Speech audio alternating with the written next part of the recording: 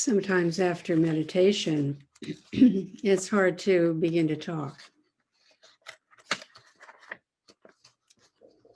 Just taking a minute here.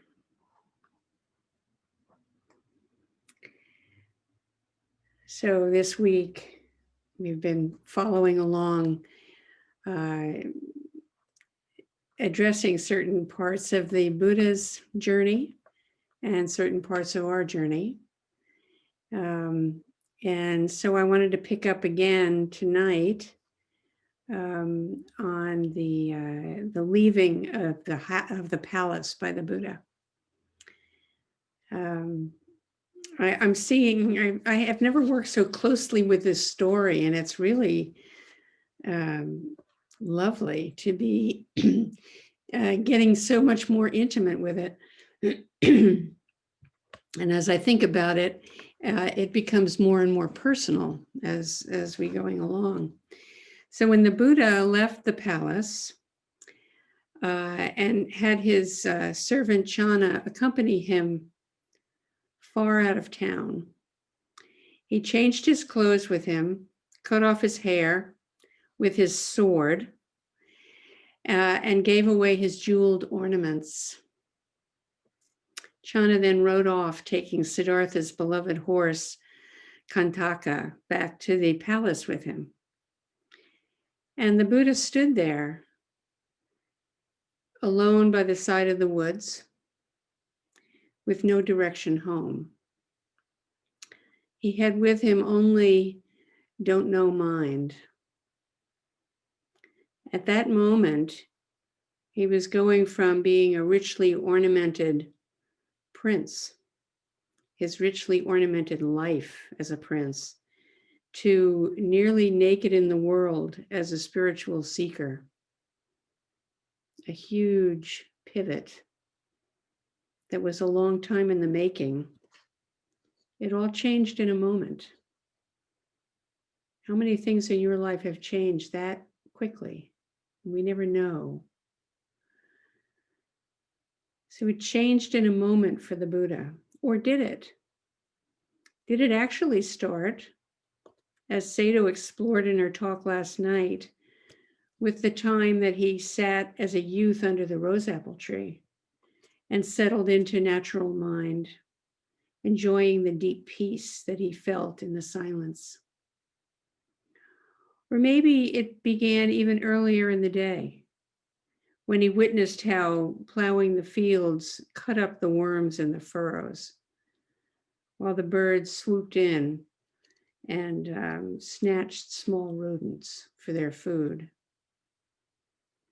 Or maybe that moment standing alone on the road started even earlier, when Indra and the great ones in the Tusita heaven urged the Buddha to incarnate on earth as an awake human being, a Buddha, to save all suffering beings. How far back does any moment reach, and how far forward?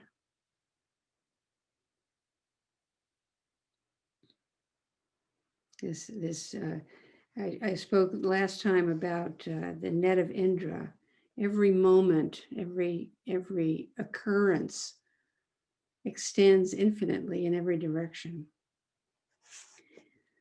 So what the Buddha knew in that moment, standing there alone on the road, was that he needed to be true to his questions, to trust his deep inner request to understand the nature of life, the nature of suffering and death and old age, and to take up the path of a sadhu, a seeker.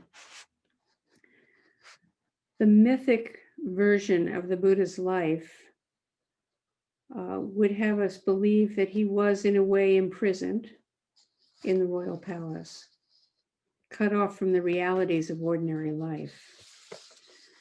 But ordinary life doesn't stop at the wall of the palace. A palace walls do not keep out ordinary life. As Sato so beautifully laid out last night, we're similarly caught and contained in our modern walls of material plenty just as the Buddha was. We're caught in the luxury at a level not seen or even imagined at all by anyone in the Buddha's time, no matter what their station in life. Yet, even so, the level of suffering here and now is profound. We face the same perennial koan that Siddhartha Gautama faced. The mythic version of the Buddha's life, as we received it from the ancients, is rich and important, a source of study. But I'd like to offer another version, alternative facts, if you will, a version that's more likely in an ordinary way, in an ordinary telling. And this is really what we do with any of the teachings of the Buddha, is they may be ancient in very different language, but how do we come to know and be liberated by these teachings in our current condition? So thinking about that a bit and feeling really close in to the Buddha's human experience, I thought I'd like to tell a story slightly differently. Magadha, where the Sakya clan of the Buddha's family resided and reigned, was a small kingdom among many of the time. It was a settlement of farmers and traders and craftspeople who made everything for daily living, locally and by hand. One account I read said that the palace itself that he lived in was built from bricks that were made from the very clay of the plain where Magadha was situated. So when we think about the early environment of our prince, he wasn't solely confined to the palace grounds, most likely, but was more out and about than the myth lets on. It's hard to think that at that time, he would have been sequestered enough to have never seen old age, sickness, or death. And the many who lived in the royal palace itself were also subject to sickness, old age, and death. There are no exceptions to this rule. We know that our young prince was bright and inquisitive and caring and really well liked. He would have gone about among his people and therefore had occasion to be aware of illness, old age, and death. It was everywhere, not squirreled away neatly the way we do it, except for now during the pandemic. So we assume that Prince Siddhartha knew well these aspects of life as he was growing up. He had a tender heart and was moved by the sufferings of not only people, but also of animals and plants. We have numerous stories of this in the canon and the Jataka tales, which are the stories of the Buddha's former lives. And in one way, this is just a little aside about the Jataka tales, if you're not familiar with them. They are a source story for how it is that we humans can identify with the suffering of other forms of life. Even if only in our imagination, we can imagine what it was like. We have affinity with certain animals. We are moved at certain times by their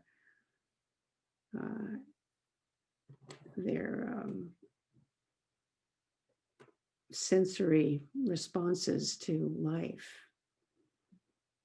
Our dogs, our cats, newts on the path, they all respond to us. Birds call to us, crows call to us as we walk under them as they sit in a tree. So the Buddha knew already the difficulties that people encounter, but his concerns, his doubts, didn't finally get to him until he was married and had a son and began to realize time passing from this new perspective. It may be that after he was married to the Princess Yasodhara, and after their son was born, one day he did go out and about and witness the four sights and saw freshly from this new perspective as a husband and a father the sicknesses that commonly afflicted the people, young and old. He saw the aged. He saw a corpse being carried to the funeral pyre. And there were sadhus all around and a priest chanting by the fire as the corpse burned. And perhaps that was the moment that began his own burning to find a way out of this human condition, burning to be able to help himself and all beings in this life find peace and ease with the inevitable changes and losses and difficulties. The end of childhood comes for each of us at different times and with different circumstances. Childhood is not a carefree time, actually, often. And that may have been true for you. It certainly was true for me. But we generally go along anyway with the expectations of our society until we get to a certain age. We strive to participate in the ways that society praises. We try to be successful. And often this time when we stop and reconsider, we're maybe in our 20s or 30s or 40s, where we say, wait a minute, what's all this about? What about my life? How should I be living? This way does not satisfy. This way is not right. I'm not right. We're all challenged in this way by a developmental imperative to come into our own. This is very much a modern conceit, but there are many examples of this throughout history as well. It's the hero's journey.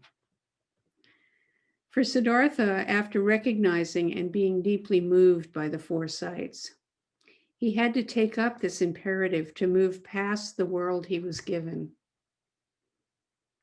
It's ironic that he needed to, that we are looking at the Buddha's life and his spiritual development in our own homes for Sesshin this week, while also considering now his home leaving as essential to spiritual awakening.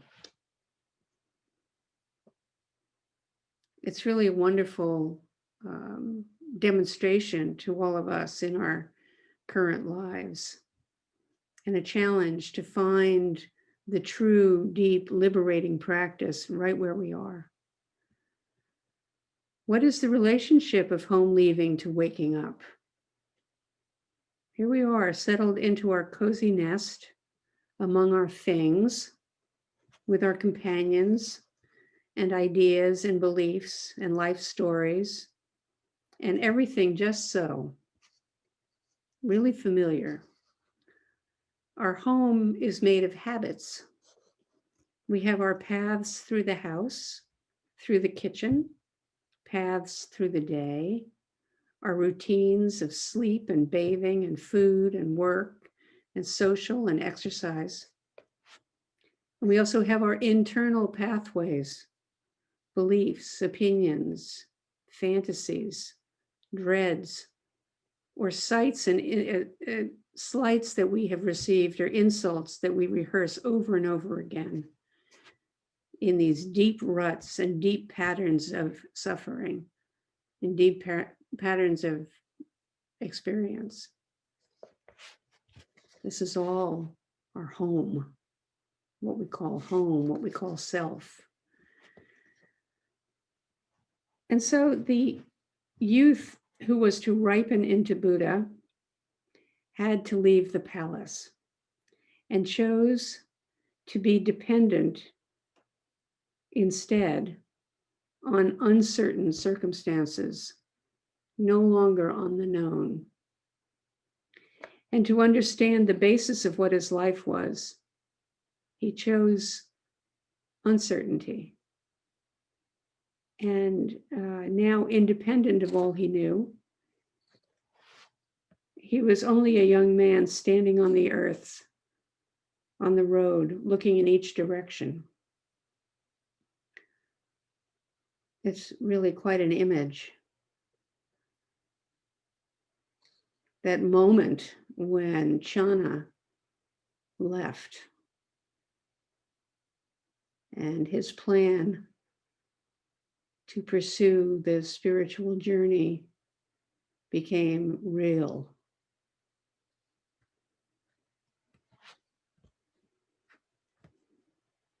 He had to trust the ground of the present moment from here on out and trust that it was complete and would reveal the next moment only step by step. He was leaning into trusting interdependence. The sky would now serve as his roof, and the forest was where he would come into freedom, the freedom of his true home. So when have you had an experience like that? Standing there, new. Do you have ever that experience in meditation? Do you sometimes find yourself quite at loose ends while sitting zazen? Can't remember what you're supposed to be doing. What am I supposed to be doing? Even years after I began meditating, I would have moments where I thought, well, wait a minute. What am I doing? What am I supposed to be doing here? Do you trust your experience? Can you trust not knowing?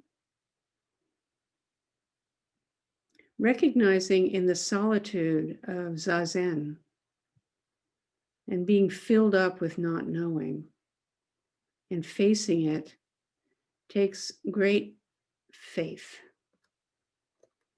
or maybe not even great faith, maybe rather fear and trembling sometimes. But perhaps these moments can also be invigorating, delightful, and right, or both frightening and right. So many of you, and it was my experience, have reported that the first time you sit, there's this feeling of, oh, yes, relief, I made it. I got here. Not even knowing what it is. Especially having arrived finally at not knowing, finally at stopping, finally at trusting. Sesshin is a symbolic home leaving, a way to step out of narrow view in our life and the surroundings into a wide open and uncertain perspective. Home leaving of some sort has been an essential part of the spiritual path forever.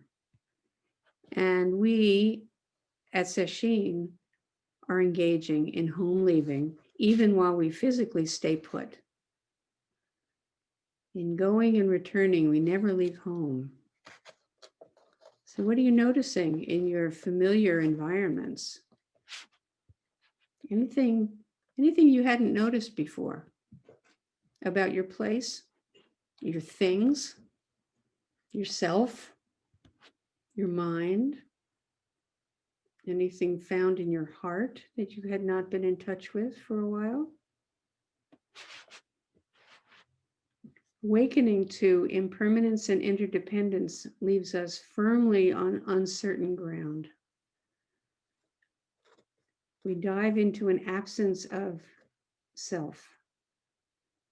All dharmas are marked by emptiness.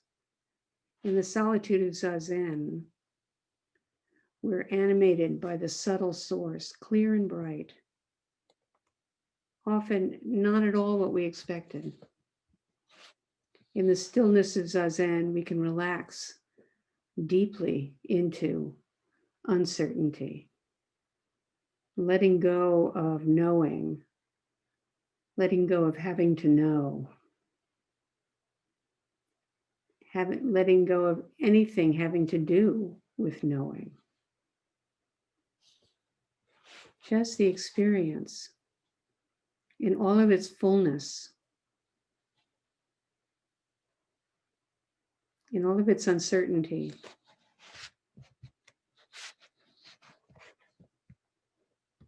Interdependently arising, a big word that describes the ever-changing world of experience when we're awake. And we can watch how one thing conditions the next. Or one thing is two things are mutually co-conditioning. Like our Sanghas are co-conditioning this retreat, offering mutual support. The Buddha walking through the marketplace, seeing the beautiful things of the world, while also deeply touched by the passing of all things. He yearned to be able to embrace the world and not have to give up the world. He might have been thinking, in what way are things real if they are impermanent? If they're actually not real, then I shouldn't have to care so much. But I do care. I do care for the world. So is there no hope for peace? This is the territory of the Buddha's quest. One translation of the Heart Sutra, which the translator calls the Mind Sutra.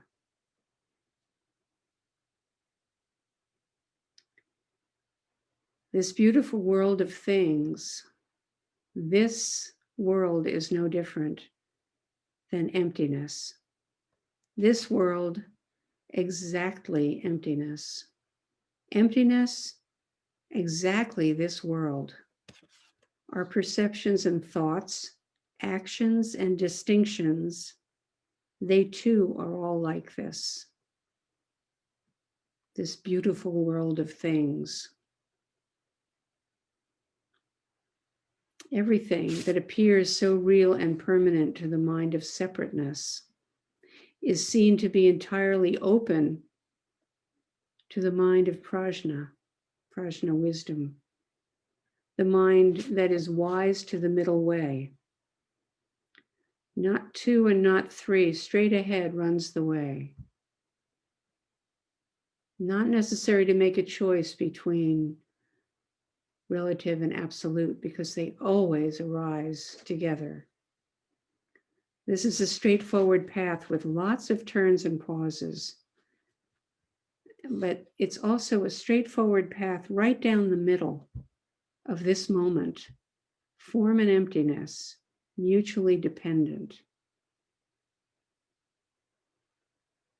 I think what's so wonderful about this is that it's not solvable in the usual way. There's no solution here. There's no solution called for, but simply experiencing the moment fully. What the Buddha offers us is the middle way.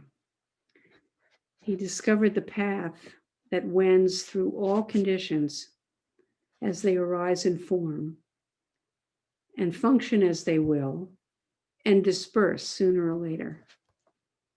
The ever-changing world. A very fond memory that I have of Kyogen Carlson was at a Rohatsu session years ago. And during the Dharma talk, he said something that never has left me. And it was like a koan that I received. Finally, it had never occurred to me before this talk. He said that the most significant and most difficult, it seems, for us to understand of all the Buddha's teachings is the middle way. The two truths that the middle way reconciles the relative and the absolute. In this ever-generative tissue of reality,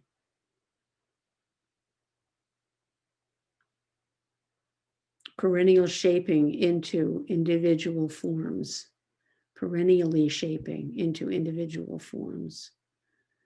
This ever-generative tissue of reality, I guess, equals the absolute.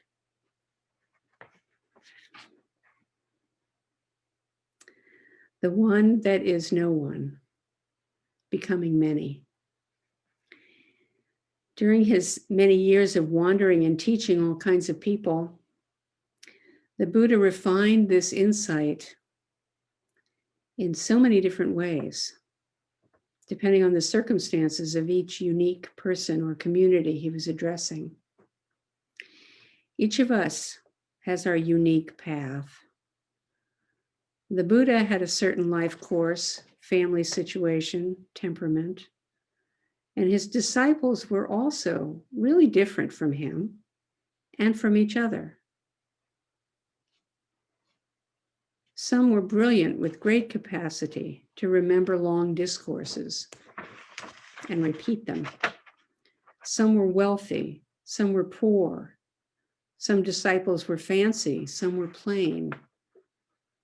Some in the early years of their life, and some in the last moments of their life.